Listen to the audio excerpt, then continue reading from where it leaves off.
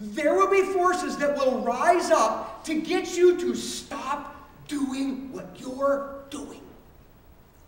Lay it down, walk away, knock it off. It's inevitable. Some of these forces will come from the outside. There will be people in your life who will ridicule you. They will misunderstand you. They will label you as foolish or as arrogant or as ignorant.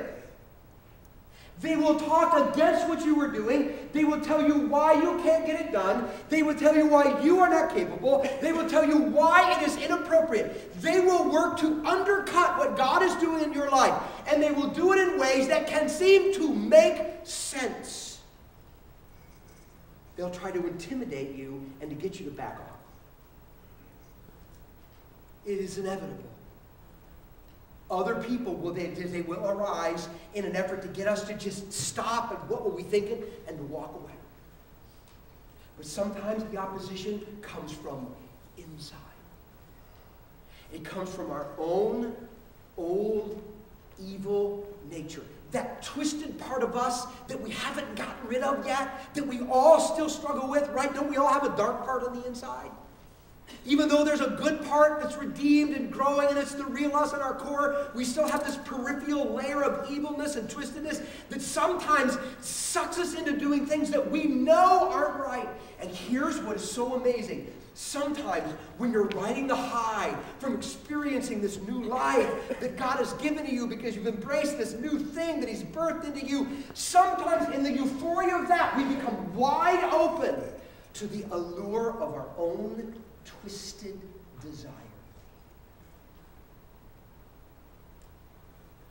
David was perhaps the most famous king of the nation Israel.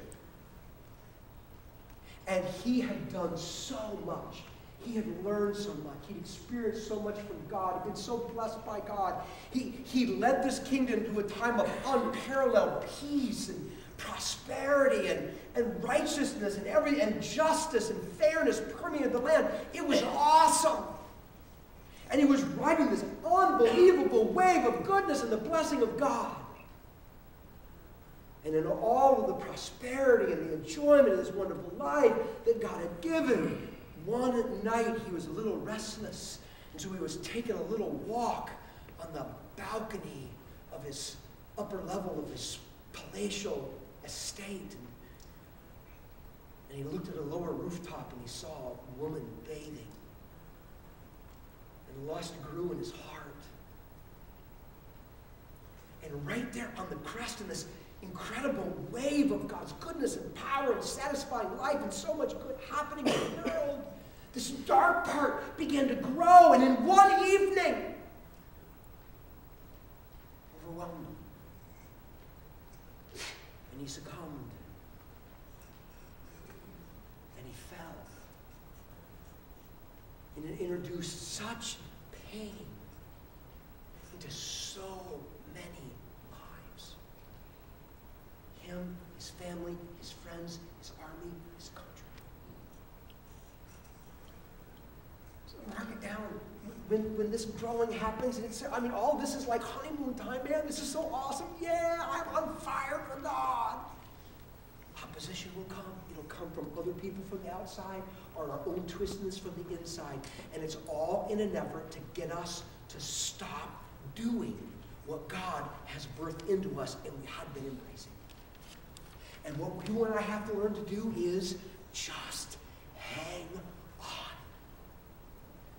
No matter how intense the opposition, no matter how shrill the voices, no matter how strong that internal tug, we have got to say no and persevere in living out what God has birthed in us. Because the alternative is unthinkable.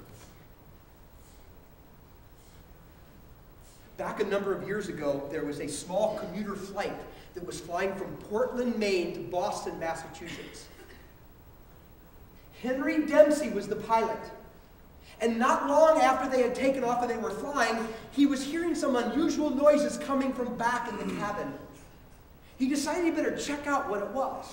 So he turned controls over to his co-pilot, and he began to walk to the back of this small commuter flight. When he got to the back of the plane, they hit an air pocket. And as the plane fell and caught itself, Henry Dempsey recognized what the noise was he was hearing. The back door to the plane had not been properly latched. And when the plane caught itself, when it hit the bottom of the air pocket, that door flew open and it sucked Henry Dempsey right out of the plane. Instantly, when that door opened up, the alarm went off in the cockpit of the plane, and the co-pilot saw it. He immediately went into emergency procedures, contacted the nearest airport, and said, the plane is blown open, the pilot has been sucked out of the plane, we're in trouble, we need emergency, permission to land. It was given. 10 minutes later, they touched the plane down. When the plane came to its stop, they saw something remarkable. There was Henry Dempsey. When he got sucked out of that plane, he managed to grab a little ladder that was welded to the very side of the back door. He had hung onto that ladder for 10 minutes, going 200 miles an hour at 4,000 feet of altitude. He managed to hang on when that plane hit that runway and came to a landing. It took them 2 minutes to pry his hands, literally, off of that ladder. Henry Dempsey was just hanging on. Now, that could not have been easy. Right? That had to be hard, excruciating pain. Why did he hang on? Because the alternative was unthinkable.